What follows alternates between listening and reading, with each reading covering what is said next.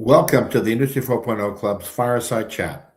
The club's purpose is to engage the power of diverse worldwide talent to accelerate the global evolution to Industry 4.0.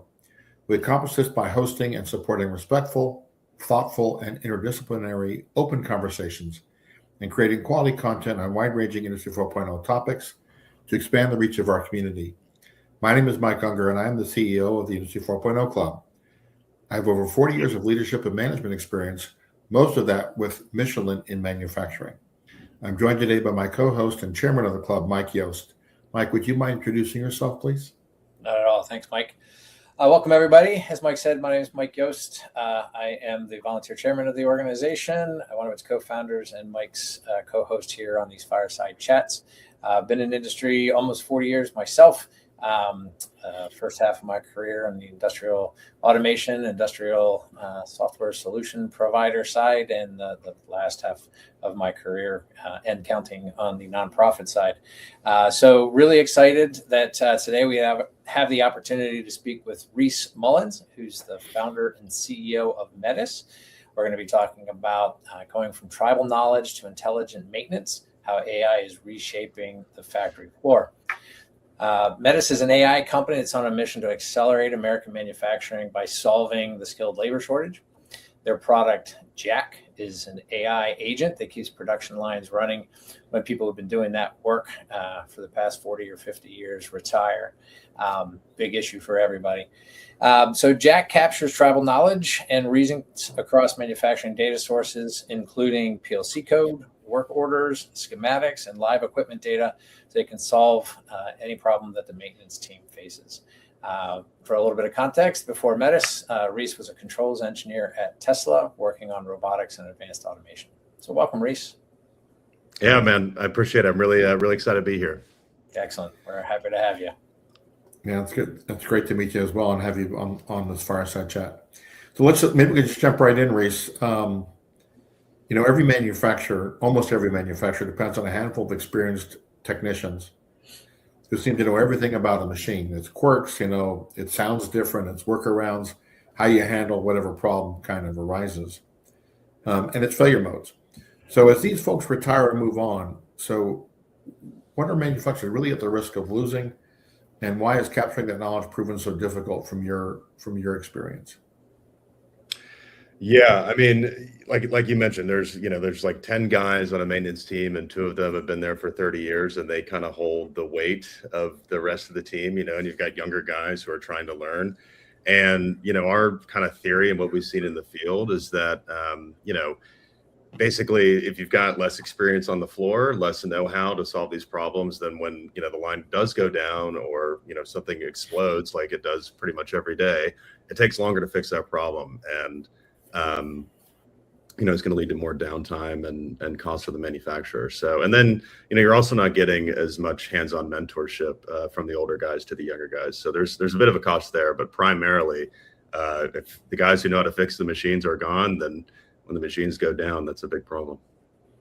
And when you say explodes, you mean work-wise and challenge-wise, right? I'm talking literally.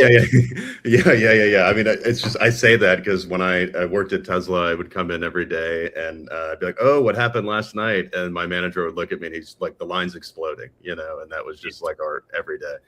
So we used to see this, you mentioned that. It's funny about the more experienced folks. We would hire somebody new, in my experience at Michelin, and a maintainer, and we would say, well, it's going to take 3 or 4 years to train them, right? Because of that problem, right? And then even then, you couldn't really capture everything. But the 3 or 4 years, who's going to actually fund an extra person for 3 or 4 years in order for them to gain those things that don't happen that often? And that was part of the challenge, was justifying the hiring well in advance of the retirement, so that you could gain the the experience. You just don't want to spend that money anymore. Yeah.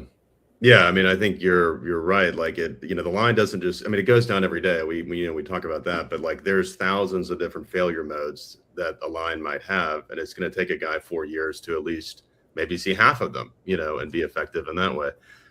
So, by us capturing all that and then just giving it to them, that's another big thing for us, is accelerating the training and onboarding process for a technician.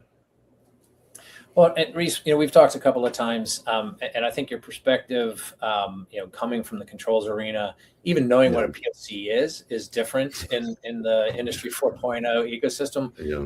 A lot of folks that they're talking about AI, they're talking about IoT, they're talking about and organizations make investments in maintenance systems and MES systems and historians, all sorts of formal applications and stuff.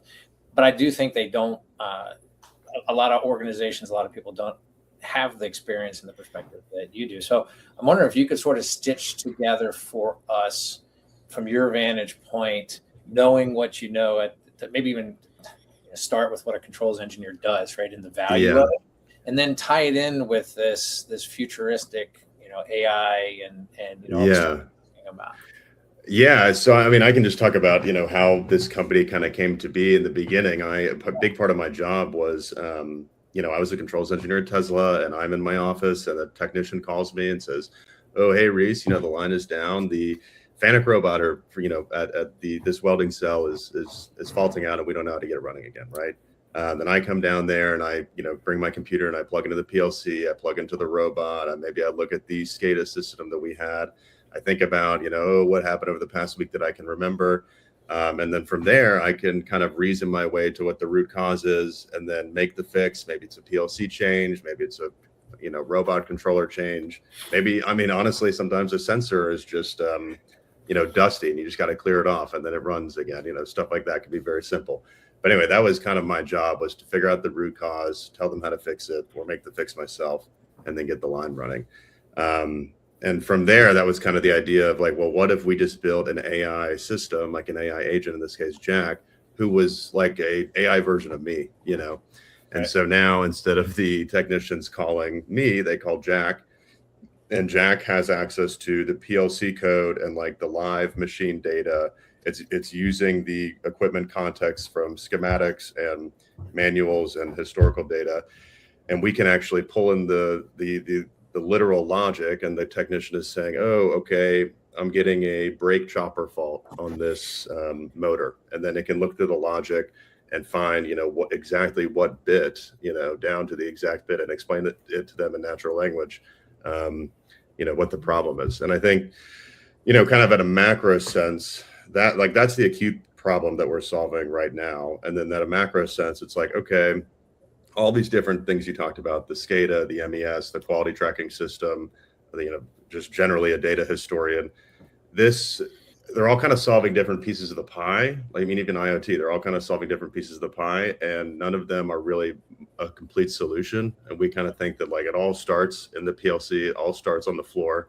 And if you can basically, get all that data into an AI system, then it can actually give you insights and not just say "Oh, okay, you're getting a high temperature here," like the IoT system is "Oh, the temperature is spiking here, and maybe you need to go over here and check it out." We can say, "Okay, temperature spiking here.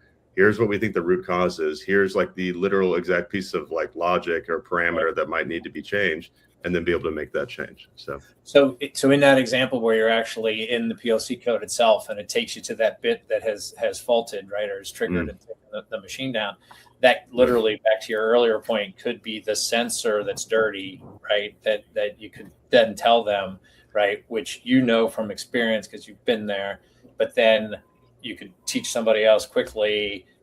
It's this sensor's the problem, and then the next time they go, probably the first thing they do is they walk over and make sure that sensor is clean. Right? Exactly. It'll be "Oh, we're not getting this sensor bit fired," and then okay, now let me look through the historical records. Oh, looks like at the past 10 times this has happened, 7 times out of 10 it's just a dusty sensor. So then we can just just stuff like that you pick up over years of the job. Well, and there's probably nothing that would drive people battier than just saying all of these systems and all the complexity going on, and we got a dusty sensor, right? Yeah. Somebody knows it, so now if Jack can know it and inform the next one. Yeah, we used to get, it's funny you mentioned the dusty sensor. We used to get frustrated. So I'm going to go back a few years, right? But when something wouldn't run and someone would say, "Well, did you just knock the what was it, the electric eye?" Yeah, the photo eye, yeah. the photo eye, just like the photo eye off, so it wasn't seeing each other anymore. So someone would spend 10, 15 minutes trying to troubleshoot it, and so go, oh, here it's a problem, and it would run again. Yeah. It's like, wait a minute, what, and so being wise enough to, you're exactly right, being wise enough to have that reminder. Well, so, and to that point though, Reece, I mean, when you have conversations with your audience that you're talking to, do they recognize the fact that being to that level of integration into the PLC code is important, or are they assuming from others that they're doing the same? Like, is it as differentiated for you in your conversations with people as I think it is? Because I don't hear people talking about that. Yeah, I mean, I think so. We come in and I demo them our product, and immediately, like, the thing that really lights them up is like, okay, Jack solved some problem, and he's telling them literally the exact bit in the PLC, the exact wire number in the cabinet, and telling them where in the cabinet this wire is, and how to, okay, maybe check to make sure this is connected. Yeah, I think it's just something that like people don't necessarily think about until we talk to them about it, where I'm like, oh yeah, like, you could actually have an AI model that is reading what's the actual logic that's written in the controller, because most of the time these controllers are black boxes. There's a handful of people that know how to use it, and they're just like, oh, it runs, and it's run for 30 years. And like, we don't ever look at it. And this idea that we could literally like embed AI into their physical control system is very new. And, that being said, it is different. There's a lot of other companies out here that are starting to have some sort of bolt-on AI feature, like, like a CMMS or an MES or, whatever. And again, I think the reason people have gone with us or are solving this problem this way versus with other people is because we can get to that level of detail. It's not something I don't think people thought possible. I didn't really think it was possible 5 years ago, and now it is. So. Well, I think just one quick anecdote, Mike, I'm sorry, to your point about it just runs. We don't know what it does. I used to sell industrial automation, used to sell, PLCs, and I got called into to the boss's office one time, plant manager's office, and he started chewing me out because he got dinged for having spares, in the maintenance area for the PLC stuff. And he said, we've had this on the shelf for 15 years and we've never used it. Right. Which was like a compliment that our stuff never failed. They never touched it. Why in the world do we have? So I think it plays into your point, the fact that stuff does what it does, and not a whole lot of people understand what it does. So. I guess one more point. There was this a lot of this code doesn't change. So it's been on the controller for 15, 20 years. But I mean, I guess over the years it does get changed, but nobody really knows how it's changing. And with one of our first customers, like we were able to like look through the logic and find, oh, hey, you've got a lot of old logic, dead logic, inefficient timers and hold bits that are costing you throughput. And no one actually, like the people who care about throughput don't know that they're like sacrificing throughput from inefficient logic because they don't know how to actually read logic. So then we can basically go in and democratize that ability so that at the high level, you can realize, oh, wow, if we made all these big, code changes, then we could make parts, at 10% higher throughput or, whatever. These gains can be very significant. You mentioned something that's interesting to me about AI and the PLCs. I've heard also a lot of folks talk about that you need really, really strong guardrails. You don't want your AI to be messing with your PLCs, right? There's safety, there's quality involved there. How do you put those guardrails in place to ensure that you're getting the benefits of the knowledge that AI can bring, but you're not having AI do something that it shouldn't to the PLC? Yeah, I mean, that's a great point, because I mean, we're talking about like industrial control systems where like people are interacting with the machine. And I mean, obviously, we don't want anybody to get hurt, or that's nobody's goal. So yeah, I think in the beginning, it's all human in the loop, right? Like, they say, oh, hey, maybe we want to add some alarming to this program. Maybe we want to, change the logic here. Okay. The AI is going to go make the change, but then at the end of the day, the human still has to accept it or, approve of it before anything gets written to the PLC. But, frankly, like, I don't know, other people you have on here that talk about this kind of stuff, but like, really these frontier models as far as coding are at a level that like is unbelievable to us. Like we've got very experienced software developers who have been building code for 10 years, and we trust these agents to go out and build stuff for our product. And it's really unbelievable, and it's going to get even better. So it's, eventually these models will be better than your best controls engineer, and that's, I think that's where we're headed. So. Well, that's neat. So it really kind of leads me to this question about this. A lot of folks are skeptical of the technology. I mean, what you just said is for some folks, it's, what do you mean that the AI is better than I am? I've been doing this for 30 years kind of attitude, right?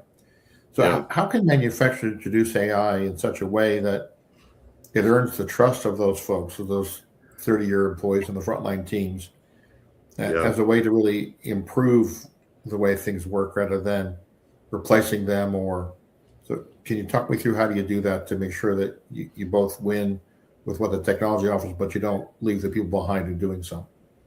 Yeah, no, I think it's a great point. And like it's my favorite part of the job is working with these guys who have been here for 30 years and just, they've got so much experience, and it's so cool to watch everybody work and learn from them. And I think at the end of the day, like just plain and simple, a company like us, or kind of most of these AI companies, are not necessarily trying to get rid of people's jobs. And I don't think, like, realistically we will. We're just trying to basically, give them almost like, I don't want to say superpowers or something, but basically amplify their skills, upskill them to where they're performing at a higher level. Because, the whole theory here is that we've got this skilled labor shortage. And it's not even about like reducing headcount. It's just like, we can't find people to fill these jobs, So it's like their job actually might become even more valuable. And our goal is to kind of take away some of the monotony of putting out fires all day, so that now your technicians can focus on more preventative maintenance or like higher value maintenance. And, even to the controls engineer, comment, like, there's so many factories out in the US right now that literally don't have a single controls engineer in the factory. And they would love to have a guy who could come in there and work on all the PLCs and make the changes that they want, but they get a guy to come in there once a month to make these changes. And so now you're offering people labor that they don't even really have right now, as opposed to like reducing any kind of labor. And that's, we're not really seeing that in the labor market. I understand the skepticism. I've heard it all from different technicians that we've worked with, just because I think there's been a lot of fear mongering in the media about AI, but I don't think the job loss is really being reflected right now. And I don't think that's the direction that we're heading. So great. Just want to take a minute and remind everybody that we are talking with Reece Mullins, who is the founder and CEO of Metis. We are talking about moving from tribal knowledge to intelligent maintenance. And how AI is reshaping the factory floor. I'm wondering, Reece, with the conversation so far, you talk about the agent, the AI having access to in-depth levels of code and resource manuals and all that kind of stuff, which somebody needs to know in order to go out and perform maintenance. So is that the primary way that you approach this, as far as capturing all of the available resources like that, or is there a way for you to capture the knowledge from the workers themselves, right? Are you actually asking for input from the maintenance folks, or the controls engineers, or the operators, that becomes part of the knowledge that the agent has? Yeah, I mean, it's a little bit of both, right? So like I think the key insight is that, like, okay, a lot of these answers to these questions, like maintenance, is not just in the manual. Like if it was in the manual, then like everything would be easy. We just look it up. Oh, just do this, and then great, line's always running. So I think the manuals are great. The schematics are great.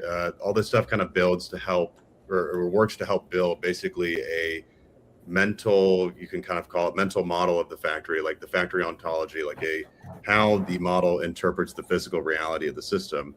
And the PLC is very important in that too. But yeah, to your point, a lot of this stuff just lives in people's heads. Like they know the quirks, they know the workarounds, they know the stuff that isn't written down. And for that, we have kind of two different ways of capturing that knowledge. One with just like, we call it persistent memory. So anytime a technician is interacting, or a controls engineer, whatever, is interacting with our software, we are looking for information that is not stored anywhere, and then we capture that and store it. And so now, like, I guess a good example was, I guess this isn't really tribal knowledge, but it's the first thing that came to my mind. We had a manager who said, hey, I want to make sure that anytime a technician is doing a change in a cabinet, he does a dead live check on his multimeter to make sure that the multimeter is working correctly. And so now, from now until like the end of time, every time somebody opens up a cabinet, Jack tells them, hey, make sure you do the dead live check. Yeah. And, that's just kind of one example. And then as we've also been doing, experimenting with like agentic interviews where we can sit down with older technicians and we look at all of their work order history that they've done for the past 10 years. And we can say, hey, like on this hydraulic press, like, how do you know that, when there's ram drift, that one of the valves there's this broken seal versus like a solenoid issue or something like that. And they can kind of walk through their thinking. So we're doing a few different things to capture this tribal knowledge, but it is super, super important to build, because we're basically building like a brain trust so that whenever these guys leave, a company doesn't really lose any knowledge. It stays with the company. So that's great. So we've talked a lot about maintenance, specifically kind of focused in on the results that we get from a maintenance perspective, but because it's such an important thing to justify the investments and think beyond just that, what are some of the other gains that you're seeing in terms of results with the manufacturers you're working with? Yeah, I mean, primarily like our biggest ROI is from just like helping them reduce number of downtime hours, which typically comes from maintenance. But some of the other applications have been, rewriting PLC code is really important. We've been working to solve quality issues like, okay, this part that we're making is not within spec. What are the parameters that I need to change on the piece of equipment to get it back into spec? So improving quality, reducing scrap, these kinds of things. But yeah, I mean, we build for the maintenance team, and with maintenance, we kind of also incorporate controls and some other things. But right now, that's our main focus. And then I guess the next level up is kind of management. So from management, I guess this is an interesting point that we kind of came across, and this even goes back to when I was at Tesla working on this with my manager back then. But we want to basically close the information gap between management and what's happening on the floor. It's like you're a manager and you're like, okay, I'm running this factory and I have an understanding of what's going on. But then the reality of the floor a lot of times can be different. And so we basically, because we're pulling all of this data off of the line, we can use AI to then like deliver, insights and reports and close that gap so that they say, oh, hey, like we've replaced the, cooling tank 4 times this week. Like there must be a problem here. And so, okay, now let's go figure out what the issue is, because maybe it's on different shifts so they're not communicating. Yeah. So giving for the technicians, okay, those are those big gains. But then for management, yeah, we're really trying to close that information gap so they can make more informed decisions, plan for downtime, improve their PM procedures, create work instructions, just for routine tasks for operators or whatever. Yeah. If I could just like really quick, just comment on that too. From going past, unless you're just doing simple assembly, quite often the reliability of the equipment's impact on quality is quite significant. So, one can imagine that in a lot of different manufacturing processes that the reliability of the equipment is key for quality.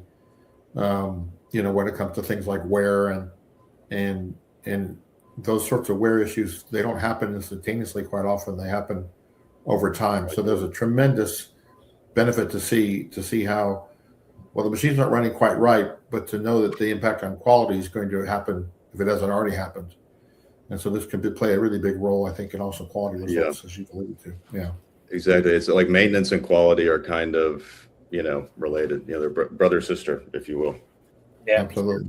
Well, that's from your last point. That's where I was going to go. Right, you have maintenance and quality that are really interconnected, but they're also different roles, different departments, right? And so you have all these different parts. And then you talk about management. So as you see AI continue to evolve, do you see each department having its own agents? Do you see it rising up a level to where there's agents that can work across the different silos? Like, what's your vision of what a future state looks like in leveraging AI? Yeah. I mean, to me, it's just so exciting to think about. But yeah, I mean, it's like all these departments are sort of acting independently, and you're relying on people to communicate with each other, and all these kinds of things. They've got different softwares, and I think like, when you say like different agents, I mean, there could be thousands of agents working on a factory, because even with our product, like we have an agent Jack, but really it's one main agent with a ton of different sub agents that we're kind of orchestrating all the time. Gotcha. But yeah, I think we basically need to bring all this data together, normalize it so that we can understand, all the part numbers match, and there's no, because when agents they can rectify mismatching part numbers, but it just makes things more complicated. But basically, like, instead of having this huge stack of different softwares and different teams communicating with each other, like, you really need to consolidate into one system, because they're all like, process is related to controls, which is related to maintenance, which is related to quality. Like, all of these things work together so that at the end of the day, we can have, make parts off the assembly line that we're proud of at a low cost. Like, we all have the same goal, and we're all working to get there. And the way that we measure that, I guess, is like OEE, And so I think like consolidating, having agents that can work across apartments and departments, I think will be really huge. And then being able to eventually recognize a quality issue, figure out the root cause. Oh, this parameter needs to be set in the PLC. Okay, now the agent's going to go change that parameter. And then that can really be the closed loop autonomous system that I think, probably not for another few years, but like that, I think we want to get to. Yeah, appreciate that. That's fantastic. Well, we've been talking for almost 30 minutes now, and as we get ready to wrap up, I wanted to just ask Mike for a final thought, and Reece as well, so that our audience can benefit from. So, Mike, you want to start us off? Yeah, sure. I mean, like we've drilled in pretty good on the the value of the controls perspective in here. I think that's really unique for people to understand, and the point I think that Reece brought up early on is that there can be inefficient logic that's done for a reason, right? But then it's costing you throughput and things like that. So the ability to even understand the interconnectedness of all these different components, functions within a plant, systems within a plant, and stuff, and the opportunity for AI to help us understand those and stitch them together, I think is really, really a powerful, positive future state to look at. And like I said, oftentimes we hear people coming in from a top-down perspective. And so it's really refreshing for me to hear, Reece talk about it coming from the actual level 0 process control floor. Yeah. Floor. Yeah, exactly. Love it. Reece, your thoughts as we get ready to conclude for our audience? What would you like to share? Yeah, I mean, I think it's a really exciting future that we're heading in. I think that like I've got a super big passion for manufacturing, so it's great to see a lot of new companies like kind of coming up, and things are changing, and people are starting to embrace these technologies. I think we'll be able to make a lot more parts in America. We'll be able to have a lot cheaper parts in America eventually. And yeah, it's just a really exciting time. I'm really loving what we're doing, and we're doing stuff that I'm like, oh my gosh, if I had this tool that could like write PLC code when I was a controls engineer, like I would, kiss somebody, right? And so it's really cool to see people starting to use this and these things starting to pick up. So fantastic. Well, thanks, Reece. Thank you for taking the time out of your schedule to join us. Yeah. To talk a bit about how AI can capture tribal knowledge and help manufacturers to manage through our, this labor shortage we have, and even we know a more challenging retirement bubble. So thank you for that. Yeah, thank you. So the club, the Industry 4.0 Club would like to encourage you to take action. Listen to a webinar like this, attend a workshop, read an article, but do something to advance the deployment of Industry 4.0. Even develop a strategy for your facility, or encourage your facility to do the same. We'd love to hear from you, hear what you're doing to make a difference. So drop us a note at our website at www.industry40club.com or on our LinkedIn page. We also hold these conversations weekly. So if you'd like to be a future guest on one of our shows, we'd love to have you as well. Again, reach out to us on our webpage or our LinkedIn page and let us know of your interest. And with that, Mike, thank you. Reece, thank you. And we really appreciate the time today. Thank you, guys. Really enjoyed it. Thanks, Reece. Appreciate it. Take care, everybody. Bye. Bye-bye.